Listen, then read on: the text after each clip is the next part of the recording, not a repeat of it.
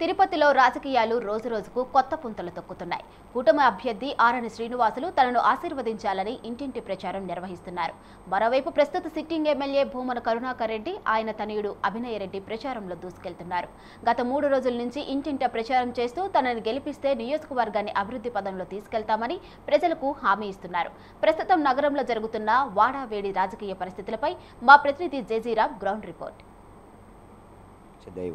శ్రీవారి పాదాల చెంత ఉన్నటువంటి తిరుపతి మహానగరంలో మనం చూసుకుంటే రాజకీయాలు కొత్త పుంతలను తొక్కుతున్నాయి. కూటమిలో భాగంగా తిరుపతి టికెట్ను జనసేనకు కేటాయించడం జరిగింది. టికెట్టు కేటాయించినప్పటి నుంచి మనం చూసుకున్నట్టయితే తెలుగుదేశం పార్టీకి సంబంధించి, అదేవిధంగా జనసేనకు సంబంధించి, మరోవైపు భారతీయ జనతా పార్టీ, అంటే 3 పార్టీలకు సంబంధించినటువంటి తిరుపతిలో ఉన్న సీనియర్ నాయకులందరూ కూడా ఒకే ముక్త కంఠంతో ఇప్పుడు ఎవరికైతే జంగాలపల్లి శ్రీనివాస్ టికెట్ మంజూరు చేశారో అతనికి కాకుండా స్థానికంగా ఉన్నటువంటి 3 పార్టీలు కూటమిలో భాగంగా ఏ ఒక్కరికి ఇచ్చినా కూడా తాము అత్యంత మెజార్టీతో కూడా గెలిపించుకుంటాము, లేకపోతే ఎట్టి పరిస్థితుల్లో కూడా సపోర్ట్ చేయము అనే ఒక నినాదంతో కూడా ప్రస్తుతం ఇప్పటి వరకు కూడా ముందుకెళ్తున్నటువంటి పరిస్థితి కనపడుతుంది.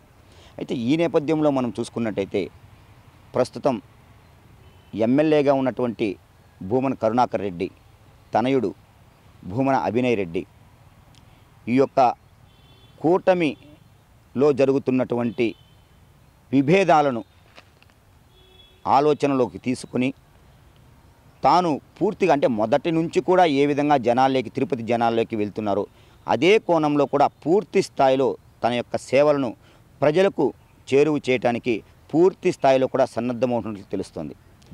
ఈ నేపథ్యంలో మనం చూసుకున్నట్టయితే నిన్నటి నుంచి భూమన అభినయ్ రెడ్డి, తన తండ్రి కరుణాకర్ రెడ్డి, అదేవిధంగా ప్రతి తిరుపతిలో ఉన్నటువంటి కార్పొరేటర్లకు సంబంధించిన వార్డులు ఏవైతే ఉన్నాయో ఆ వార్డుల్లో పర్యటించేటువంటి విధానాన్ని సులువు చేశారు. ఈ నేపథ్యంలో మనం చూసుకున్నట్టయితే కరుణాకర్ రెడ్డి ఎమ్మెల్యేగా గెలుపొందినప్పటి నుంచి కూడా తిరుపతి నగరాన్ని అన్ని రంగాల్లో దూసుకు వెళ్ళే విధంగా కూడా అన్ని సన్నాహాలు చేశారు, తిరుపతి ప్రజలకు చేరువయ్యారు. మరో కోణంలో మనం చూసుకున్నట్టయితే అభినయ్ రెడ్డి డిప్యూటీ మేయర్గా కూడా కొనసాగుతూ పార్టీ ఇచ్చినటువంటి పథకాలు ఏవైతే ఉన్నాయో పూర్తిగా కూడా అమలు చేసి ప్రజలు ఆ యొక్క పథకాలను లబ్ధి చేకూరే విధంగా కూడా అందరికీ కూడా అందుబాటులోకి తీసుకొచ్చినటువంటి ఘనత అభినయ్ రెడ్డికి ఉందని చెప్పొచ్చు.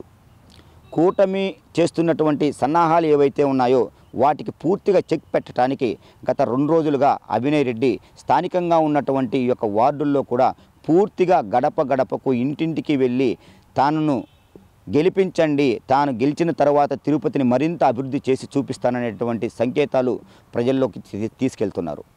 మొత్తం మీద మనం చూసుకున్నట్టయితే శ్రీనివాస సేతు వాహనం, ఈ యొక్క వారధి ఏదైతే ఉందో ఈ యొక్క పూర్తిగా కూడా లోకల్గా ఉన్నటువంటి స్థానికులు, అంటే తిరుపతిలో ఉన్నటువంటి స్థానికులకు ఎటువంటి ఇబ్బంది కలగకుండా, అదేవిధంగా ప్రతినిత్యం సుదూర ప్రాంతాల నుంచి సుమారు 2 నుంచి 5 లక్షల మంది వచ్చినటువంటి తిరుపతిలోకి జనాభా ప్రయాణికులు కావచ్చు, భక్తులు కావచ్చు, వీళ్ళందరికీ కూడా ఎటువంటి ఇబ్బంది కలగకుండా తిరుచానూరు మొదలుకొని కపిల్ తీర్థం వరకు, మరోవైపు మనం చూసుకున్నట్టయితే ఈ యొక్క కరకంబాడి నుంచి కపిల్ తీర్థం వరకు పూర్తి స్థాయిలో కూడా ఈ యొక్క ఫ్లైఓవర్ నిర్మాణం చేశారు.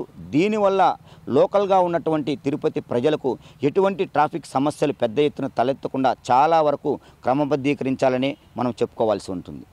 మరో కోణంలో మనం చూసుకున్నట్టయితే కరకంబాడి, ఆర్టీసీ బస్టాండ్, తిరుచానూరు, అదేవిధంగా శెట్టిపల్లికి సంబంధించి పూర్తి స్థాయిలో కూడా ఈ యొక్క సీసీ రోడ్లను ప్రతి ఒక్కరికి అందుబాటులోకి తీసుకొచ్చారు. పెద్ద ఎత్తున విశాలమైనటువంటి ఈ యొక్క వాతావరణంలో రోడ్లన్నింటినీ కూడా విస్తరింప చేయడం జరిగింది.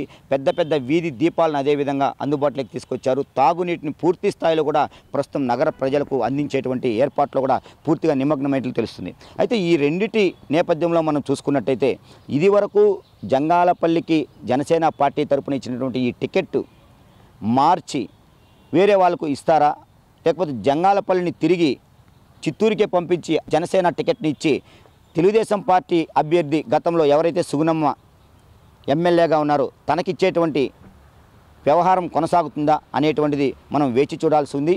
అయితే జరుగుతున్నటువంటి ఈ యొక్క అంతర్యుద్ధంలో తిరుపతి ప్రజలు కూటమిలోకి సంబంధించినటువంటి నాయకుల్ని గెలిపిస్తారా?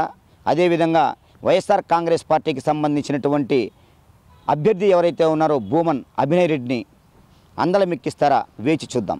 ప్రస్తుతం తిరుపతిలో ఉన్నటువంటి గ్రౌండ్ రిపోర్ట్ ఇది. మరోసారి మరో నియోజకవర్గం గ్రౌండ్ రిపోర్ట్ని తెలుసుకునేటువంటి ప్రయత్నం చేద్దాం. కెమెరామెన్ లోకేష్తో జేజీరామ్, స్వతంత్ర టీవీ, తిరుపతి.